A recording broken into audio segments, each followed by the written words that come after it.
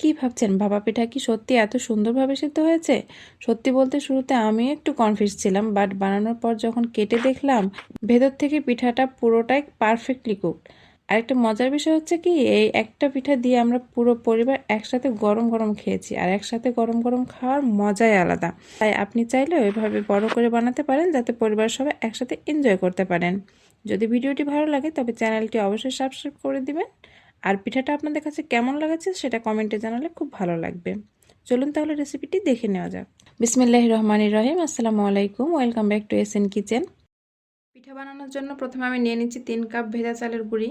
এই পিঠাটা শুকনো চালের গুঁড়ি দিয়েও বানানো যায়, ভেজা চালের গুঁড়ি দিয়েও বানানো যায়। আমরা নর্মাল যে চালের ভাত খাই সেই চাল ভিজিয়ে রেখে সেটার গুঁড়ি দিয়েও বানানো যায়। চালের গুঁড়ির নির্দিষ্ট কোনো মাপ নেই, যে পরিমাণ পিঠা বানাবেন সেই পরিমাণ অনুযায়ী চালের গুঁড়িটা নিতে হবে। যে শুকনো চালের গুঁড়ি হলে পানিটা একটু বেশি লাগে, আর ভেজা চালের গুঁড়ি হলে পানিটা একটু কম লাগে। এখন অল্প অল্প করে পানি দিয়ে আমি এটাকে একটু দলা বানিয়ে নিব। তো পানির পরিমাণটাও নির্দিষ্ট না, এটা বানাতে বানাতে বুঝে নিতে হবে কতটুকু লাগবে। আমি লবণ দিতে ভুলে গেছিলাম, তাই লবণটা দিয়ে দিচ্ছি। তবে ভাপা পিঠায় খুব বেশি লবণ হলে আবার ভালো লাগে না, সেটা বুঝেই দিতে হবে। প্রথমে লবণটা মিশিয়ে নিচ্ছি। লবণ মেশানো হয়ে গেছে, এখন নর্মাল পানি আমি এটা অ্যাড করছি, অল্প অল্প করে অ্যাড করব। অনেক সময় হয় কি, পিঠা বানাতে বানাতে পিঠাটা ভেঙে যায়, আবার ভেতর থেকে সিদ্ধ হয় না। এসব ডিপেন্ড করে আসলে পানি মেশানোর উপর। তাই পানিটা একটু বুঝে শুনে মেশাতে হবে। আমি কিছু টিপস বলে দেব, সেটা খেয়াল করে মেশালেই পারফেক্ট হবে ইনশাল্লাহ। পানি মেশাতে মেশাতে যদি দেখেন যে এরকম মুঠি বাঁধলে, এটা ভাঙলে যেরকম ঝুরঝুরে হয়ে ভেঙে যাচ্ছে, তাহলে বুঝবেন এটা এখনও পারফেক্ট হয়নি। মানে আসলে ঝুরঝুরে হয়ে ভাঙবে না, আর একটু পানি দিতে হবে। পানি মেশাতে মেশাতে যদি কোনো কারণবশত দেখেন যে পানি একটু বেশি মেশানো হয়ে গেছে, তো ভয়ের কোনো কারণ নেই। এটা রেস্টে 10 মিনিট রেখে দিলে শুকিয়ে যায় পানিটা।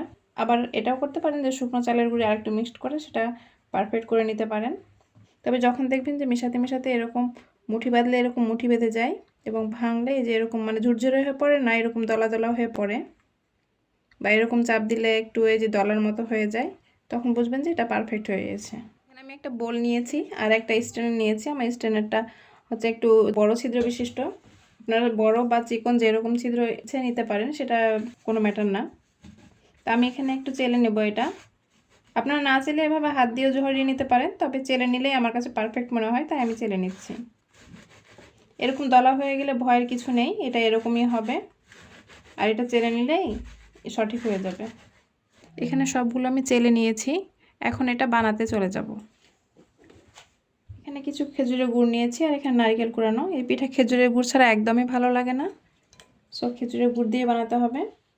এবার আমি এখান থেকে কিছু নিয়ে নিচ্ছি। আমি এই যে বড় বাটিতেই বানাচ্ছি, আপনারা চাইলে ছোটোগুলোতে বানাতে পারেন। এখন এর উপর দিয়ে দেবো আমি কিছুটা খেজুরের গুড়। গুড় আপনাদের ইচ্ছে মতো দিবেন, কেউ বেশি মিষ্টি পছন্দ করে, কেউ কম মিষ্টি পছন্দ করে, যার যেমনটি ইচ্ছে অনুযায়ী অ্যাড করবেন। আর দিয়ে দিচ্ছি কিছুটা নারকেল কুড়ানো।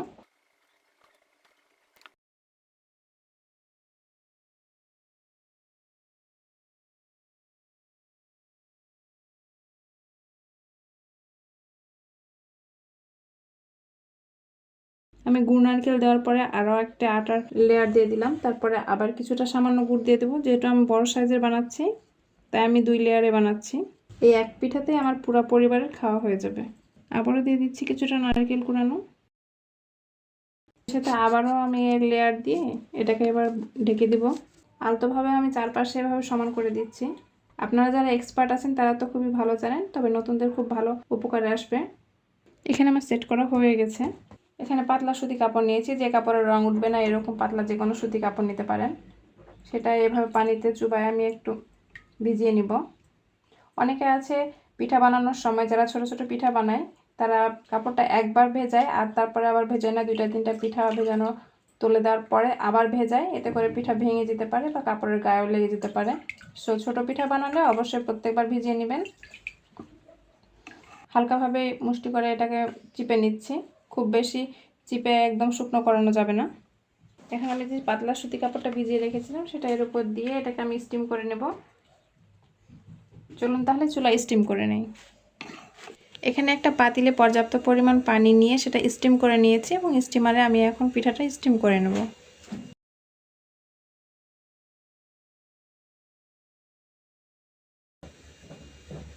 এভাবে আলতোভাবে একটু চাপ দিয়ে নিতে পারেন, এতে করে ইজিলি এটা ছুটে যায়।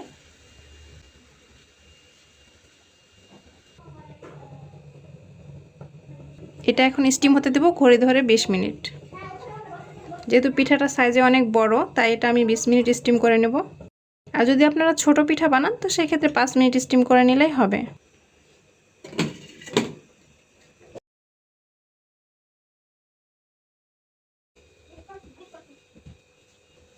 দেখতেই পাচ্ছেন হয়ে গেছে, এই যে। এখন আমি এটা উঠিয়ে নেব।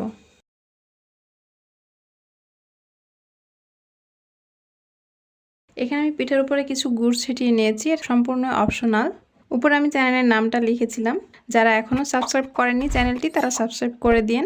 আর এই এক পিঠাতে আমার পুরো পরিবারের খাওয়া হয়ে যাবে। এই অভিনব প্রক্রিয়ায় যদি আপনার অল্প সময়ের মধ্যে পিঠা বানিয়ে নেন, তাহলে ছোট ছোট করে আর অনেক সময় ধরে অনেকগুলো পিঠা বানানোর প্যারা খেতে হয় না। দেখতে পাচ্ছেন কতটা নরম তুলতুলে হয়েছে। এটা হাত দিয়ে ভেঙে নেওয়া যায়, বাট আমি আপনাদেরভাবে কেটে দেখাচ্ছি। এই হাড় কাঁপানো শীতে যদি এরকম ধোয়া ওঠা পিঠা থাকে সামনে, নরম তুলতুলে, তাহলে আর কি চাই বলুন তো। সবাই ভালো থাকবেন, সুস্থ থাকবেন, নিরাপদে থাকবেন। আল্লাহ হাফেজ।